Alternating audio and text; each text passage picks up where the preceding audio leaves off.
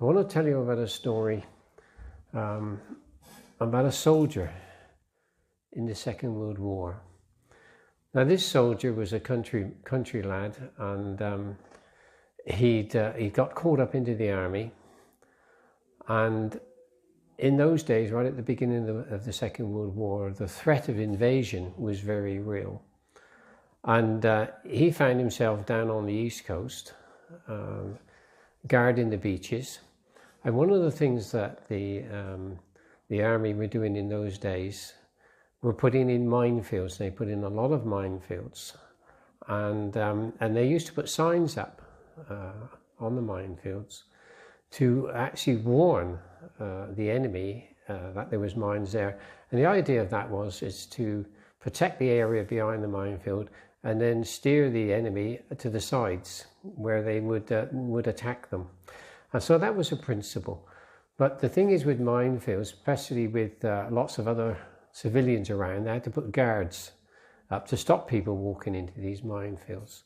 And this soldier was on guard duty, and it was early morning, and he had to see behind him, and open fields were in front of him. And he was up on a slightly raised hill. Now, again, right at the very beginning of the war, there was not enough rifles, and there was not enough ammunition to go round. And when this soldier was first guarding, he was given a pickaxe handle, and that was all he had. And then when he was given a rifle, he didn't have any ammunition. And that's how it was on this particular morning. Just getting light, and he heard a plane coming in from over the sea, and it was a friendly plane. It was a British plane, and it obviously had been shot up. It was on fire. There was problems with it, and as it flew over him, the pilot bailed out, and the plane went on and crashed a few miles further on. And he could see that the pilot come down in his parachute about 3 fields just the other side of the minefield. And he could just see him gathering up his parachute and collecting it all up and carrying it. And then he started to walk towards where he was. And he walked through one field and then walked through the next field. And then to his horror, he started to walk towards the gate that opened up into the minefield. Now, the problem with this soldier is that he had a very, very bad stutter. And he could hardly speak with his stutter. And so he didn't have any ammunition in his rifle. And he tried to shout, and he tried to wave and try to get this pilot's attention, but he tried his very best. But the pilot walked through the gate into the minefield and trod on a mine and was killed. Now, that soldier was my father.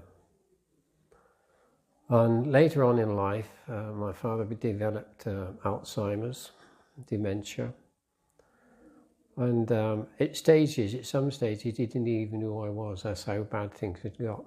And it was during that time, when he was at a peaceful time, he told me that story and a few other things. He'd never told my mum, he'd never told my brother or my sister.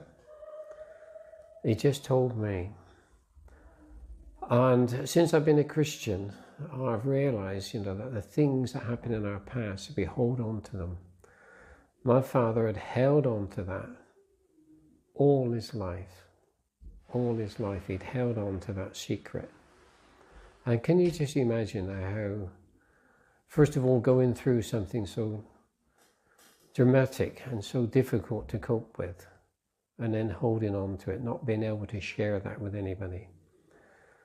But when Jesus comes into our lives and he sets us free, he wants us to cast our burdens and our past upon him so that we are free to walk with him, free from the effects of our past.